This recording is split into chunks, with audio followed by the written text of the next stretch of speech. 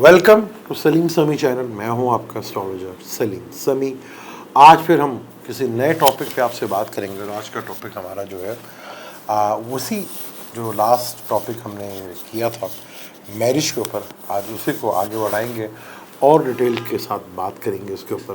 क्योंकि जिस तरह मैंने बताया था कि जुपिटर से अगर वीनस 6, 8, 12 में हो तो भी शादी की प्रॉब्लम्स फेस करना पड़ती है। इसी को देख के वीडियो को देख के 2-3 क्लाइंट्स आए जिनका चार्ट में ये प्रॉब्लम भी थी कि उनका जुपिटर जो है से वीनस जो है 6, 8, 12 में था। तीनों की शादी जो है वो प्रॉब्लम थी उसमें।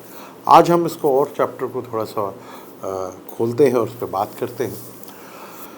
पहले ज़माने में जुपिटर को किसी जगह जुपिटर को भी मियाँ का कारक माना जाता था, और आज अगर हम देखें तो प्रॉपर्ली हम मार्स की बात करेंगे कि आज हम हस्बैंड को कारक को देखा जाता है तो वो हम मार्स से देखते हैं और वाइफ का ताल्लुक जो है वो वीनस से होता है। जुपिटर पहले ज़माने में ही होता था कि पहले ज़माने में जो शादियां थी मियाँ भी थोड़े बड़े सख्त हुआ करते थे, और सुना हुआ है हमने भी, बल्कि देखा हुआ भी कि जी मिजाजी गॉड और पति परमेश्वर, वो जुपिटर से लिंक जोड़ा जाता है ना, तो गुरु एक वो गुरु वाली नेचर हुआ करती थी मियाँ साहब की। मियाँ साहब अकड़े हुआ करते थे और वो बस एक रोब दबदबा हुआ करता था। औरतें बेचारी पिसा करती थी और बच्चे को भी ऐसे ही था कि जी आपके वालिद साहब आ रहे हैं, वालिद साहब नहीं आ रहे बल्कि गब्बर सिंह साहब आ रहे हैं। हालात दुनिया के चेंज हुए। आज प्रॉपरली जब देखा जाता है चार्ट में तो मार्स और वीनस को बहुत इम्पोर्टेंट है। जुपिटर का कारक है कि कल्चर बेस्ड कि मैरिज जो है कल्चर का हिस्सा है, तो जुपिटर जो है निकाह करवाने तक जुपिटर का काम है। किसी का जो भी चीज़ है वो उससे से रिलेटेड है। तो अगर हम देखें, आज हम जायचे में 12 ज़ोडिक साइन होते हैं। 12 में से 6 मेल होते हैं, 6 फीमेल होते हैं। अगर हम बुर्ज हमल को लें और जमनाय को लें और ल्यू को लें, और हम ल्यू के बाद लिब्रा लें, लिब्रा के बाद हम जो है सेक्टेरियस की बात करें, तो ये वो साइन है जो कि मेल साइन है। अगर हम एरियस से देखें तो पहला घर जो है बुर्ज हमल का है और जो उसका रूलर जो है वो होता है मार्स, और 7th हाउस जो होता है वो वीनस कहलाता है। और फीमेल के भी इसी तरह टॉरस है, कैंसर है, उसके बाद विर्गो है, फिर स्कॉर्पियो है, फिर पाइसिस है और एक्वेरियस अपना कैप्रिकॉन है। ये फीमेल ज़ोडिक साइन कहलाते हैं। तो जब हम मेल के देखेंगे जो मेल ज़ोडिक साइन है तो उसमें हमेशा वीनस की बहुत ज़्यादा इम्पोर्टेंट होती है। वहाँ आपने हमेशा देखना है कि अगर मेल चार्ट है तो वीनस जितना अच्छा होगा शादी उतनी अच्छी कहलाएगी। और अगर फीमेल ज़ोडिक साइन है तो वहाँ मार्स, देखिए फीमेल ज़ोडिक टॉरस है, उसका बिल्कुल ऑपोजिट जो है वो मार्स है। जैसा मेल ज़ोडिक में बिल्कुल ऑपोजिट जो है लिब्रा साइन बनता है जो कि फीमेल ज़ोडिक साइन और वीनस उसका रूलर है। और इसी तरह जब हम फीमेल ज़ोडिक साइन टॉरस लेते हैं तो उसके बिल्कुल ऑपोजिट जो है वो मार्स आता है। तो जब हम फीमेल चार्ट ज़ोडिक की बात करेंगे तो हमेशा वहाँ देखिएगा मार्स जितना अच्छा होगा शादी उतनी ज़्यादा कामयाब होती है। ये भी एक रूल है कि शादी को देखने के लिए कि हम फीमेल ज़ोडिक को और मेल ज़ोडिक को भी देखते हैं, और वहाँ वीनस और मार्स जो है जितने स्ट्रॉन्ग होंगे उतना ही ज़्यादा जो है आपकी शादी में कामयाबी के चांस बढ़ जाते हैं। इसी तरह जो मेल ज़ोडिक साइन है और फीमेल ज़ोडिक साइन है, अब देखिए जितने भी फीमेल ज़ोडिक साइन हैं वो डिपेंडेंट हो जाते हैं, वो डिपेंड करते हैं। वो फीमेल माशरे में हमारे एक डिपेंडेंट है। और अब देखेंगे जो फीमेल ज़ोडिक साइन होता है उनका कोई भी चीज़ जो है वो डिपेंडेंट के ऊपर होता है ज़्यादातर। जैसे हमारी मौजूदा हुकूमत है, इनका लगन जो है वो है स्कॉर्पियो लगन। स्कॉर्पियो लगन फीमेल लगन है, तो ये हुकूमत भी डिपेंडेंट है।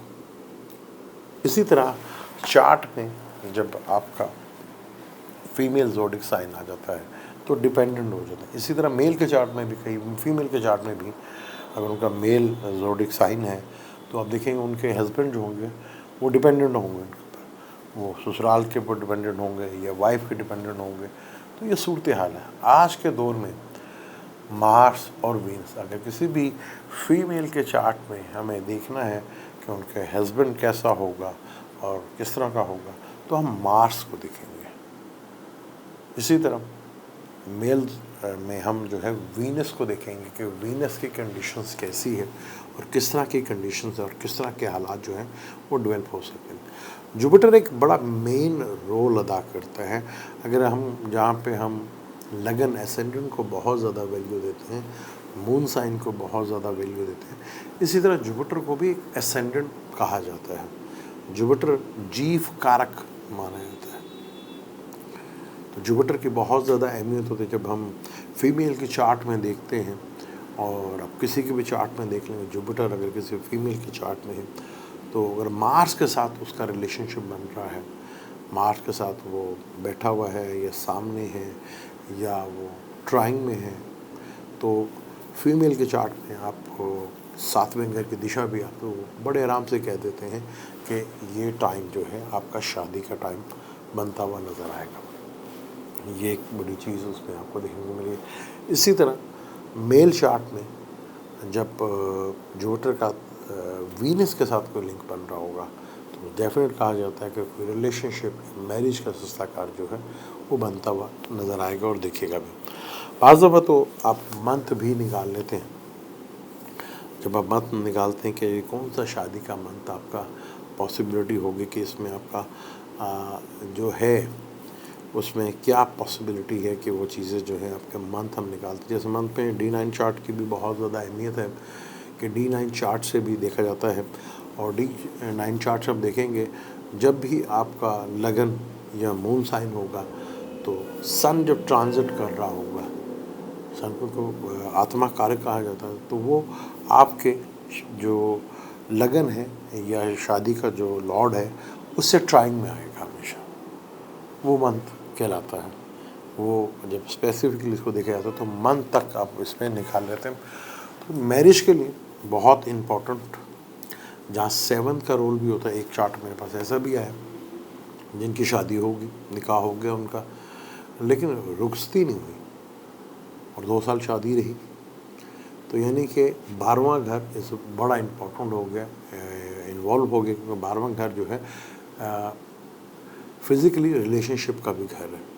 यानी कई आपने शादियाँ ऐसी देखी होंगी कि जो निकाह हो जाते हैं लेकिन रुखसती नहीं होती। यानी कि 12वां घर अगर बहुत ज़्यादा ख़राब हो तो फिज़िकली, शादी में सबसे बड़ी चीज़ जो है वो फिज़िकली रिलेशनशिप है, क्योंकि उसी से देखा जाता है कि आगे नस्ल कैसे बढ़ेगी। क्योंकि आज औलाद के कारक को जुपिटर माना जाता है। Jupiter is most important planet. जब मियाँ बीवी दोनों मिलते हैं और वो एक रिलेशनशिप बनता है तो उससे आगे की नस्ल के ऊपर बड़ा डिपेंड कर रहा होता है कि आगे की नस्ल जो है वो बड़ा इम्पोर्टेंट हो जाता है। तो जुपिटर आज औलाद से देखा जाता है कि तो जुपिटर जो है बड़ा इम्पोर्टेंट, जो जुपिटर को कारक माना जाता है। यहाँ पे कई हमारे फीमेल्स हैं जिनको औलाद की प्रॉब्लम्स है। 5th का मालिक भी इम्पोर्टेंट होता है उसका कोई भी है। 5th का जो रूलर है मार्स भी है, सॉरी सन भी उसका 5th का जो फलक का 5वां घर है, शम्स भी है। जुपिटर को कारक माना जाता है 5th का। तो वहाँ पे ये बड़ा इम्पोर्टेंट हो जाता है दोनों के चार्ट में कि औलाद का सुख भी है कि नहीं है। जिससे मैंने बताया कि 6, 8, 12 या किसी भी नहस प्लैनेट्स की नज़र जो है वो बहुत ज़्यादा इम्पोर्टेंट होती है। जिस तरह लगन के 6, 8, 12 होता है, इसी तरह हर घर का भी 6, 8, 12 बड़ा इम्पोर्टेंट हो जाता है। पाँच दफ़ा हम देखते हैं कि लगन से ही अगर 5वें का मालिक 8th हाउस में बैठा हो तो यहाँ औलाद होती है, डेफिनेट होती है, क्योंकि 5th से वो 4th है। लेकिन लगन से वो जो है वो प्रॉब्लम आ जाती है कि 8th हाउस बनता है। यहाँ इम्पॉर्टेंट हो जाता है चीज़ों को देखने के लिए कि हमने चीज़ों को किस तरह चेक करना है। शादी कैसी रहेगी। एक होता है शादी का होना, एक होता है शादी का सुख मिलना, 2 डिफरेंट चीज़ें। 8वां घर ससुराल का घर होता है और सुख का घर जो है 4th हाउस होता है। अब 7 से आप 4 देखेंगे जो कि 10वां हाउस बनता है कुंडली का, लेकिन वो शादी का सुख का भी घर है। तो यहाँ बहुत सी चीज़ों को जब हम देखते हैं तो यहाँ पहले तो ज़ोडिक साइन को बड़ा इम्पॉर्टेंट हो जाता है कि 6 ज़ोडिक साइन मेल है और 6 ज़ोडिक साइन जो है फीमेल है। इसी तरह D9 को स्पेसिफिकली मैरिज के लिए भी देखा जाता है और बहुत सी चीज़ों के लिए देखा जाता है। यहाँ पे जब D9 में कुछ लोग जो है जो आपके 7th लॉर्ड है और उसको बहुत ज़्यादा प्रेफर की जाती है, लगन के लॉर्ड को बहुत ज़्यादा प्रेफर की जाती है। तो नुआंशा में भी देखा जाता है कि क्या कंडीशंस है और किस तरह की चीज़ें जो हैं वो बन रही हैं। तो यहाँ जब हम 12 जोडिक को अलग करते हैं 6 में, 6 से फीमेल हैं और 6 मेल हैं, फिर उसको 4 में भी डिवाइड किया जाता है कि 4 जो हैं वो फिक्स्ड हैं, 4 जो हैं मूवेबल हैं और 4 जो हैं वो ड्यूल हैं। फिर उनको 3 में भी डिवाइड किया जाता है। एयर वाटर एलिमेंट है, एयर है, वाटर है, अर्थ है और फायर है। तो इस सब चीज़ों को देख के बड़ी कैलकुलेशंस की जाती है। फिर नक्षत्र को भी देखा जाता है, जिसको हम शादी के लिए देखा था कौन सा नक्षत्र में जो है कि नाड़ी जिसे हम कहते हैं कि नाड़ी का मिलना। तो शादी के लिए बड़ा इम्पोर्टेंट एक सिंपल सी कोशिश मैंने की कि 12 जोडिक में आज हम मार्स और वीनस से वाइफ को, औरत को, और मार्स से हम देखेंगे मियाँ को, और औलाद का कारक जो है वो जुपिटर से जो है वो देखा जाएगा। तो यहाँ बड़ा इम्पोर्टेंट हो जाता है कि शादी जो है आपकी जिससे भी हो रही है, आप दोनों के चार्ट को आप रीड करें, दोनों के चार्ट को आप देखें, तो ये बड़ा इम्पोर्टेंट हो जाता है, क्योंकि जो आपका 8वां घर है वो आपके पार्टनर का दूसरा घर है। तो क्या आपके पार्टनर के पास इतना पैसा है कि आपके साथ एक अच्छी ज़िंदगी गुजर सके, ये बड़ा इम्पोर्टेंट हो जाता है। इसी टॉपिक को आगे भी इंशाल्लाह जारी रखेंगे और डिटेल के साथ इस पर गुफ्तगू करेंगे। आप मुझे दें इजाज़त, लगे जाने से पहले चैनल को सब्सक्राइब कर लीजिएगा और बेल के बटन को ज़रूर दबाइएगा। अल्लाह हाफ़िज़।